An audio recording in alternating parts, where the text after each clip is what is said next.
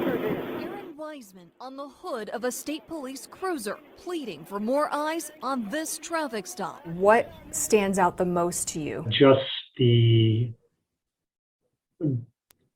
excessive force, and I mean, in all honesty, to me, it felt like an assault on me. It was October of 2020, just 7 months after Governor DeWine announced the first COVID cases in Ohio and when no vaccines were available. Trooper Jared Fitzpatrick pulls over Wiseman on I-70 East, just outside Columbus. I don't have a mask. Go down.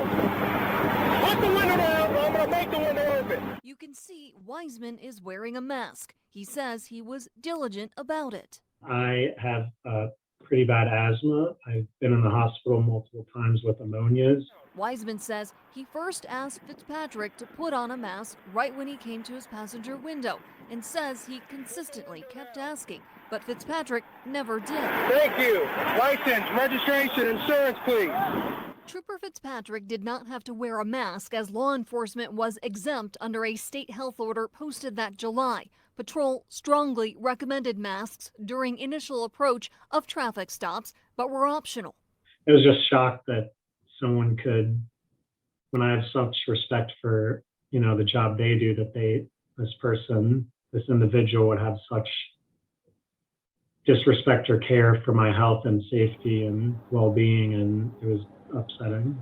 Along with Trooper dash and back cam videos, ABC6 Investigates obtained the administrative investigation of the stop by the Ohio Department of Public Safety, including Fitzpatrick's recorded interview with an investigator. When you were cuffing him, was there a lot of force involved when you put the cuffs on him? Anything? A lot of force, I would say no. At one point when I went to place him in handcuffs, he naturally pulled away. I watched it once. I couldn't really watch it much afterwards. Fitzpatrick stopped Wiseman, he says, for violating the move over law when Wiseman passed a fellow trooper in the right lane during a traffic stop. You can see as I drive by in the video that there is a car next to me. I had no understanding of why I was being pulled over because I was not speeding. I was just on my way back from work to go home. I was trying to get his information, and I couldn't get to the point of trying to explain to him because of his arguing about me wearing a mask. Put it down. Get out.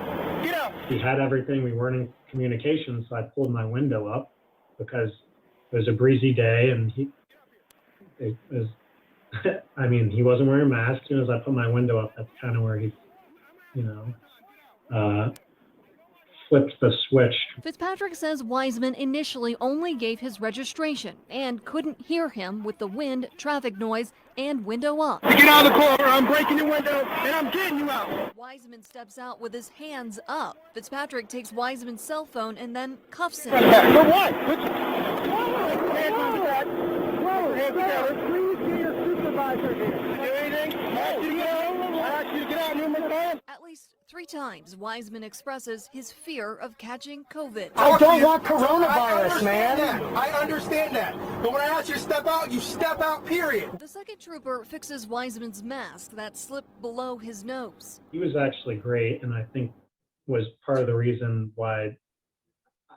Who knows what would have happened if this guy didn't come over. Fitzpatrick later tells Wiseman he tested twice for COVID with negative results and disinfects his cruiser every day. Did that provide any sort of comfort at all to you that he said that, or what's your take on that? Zero.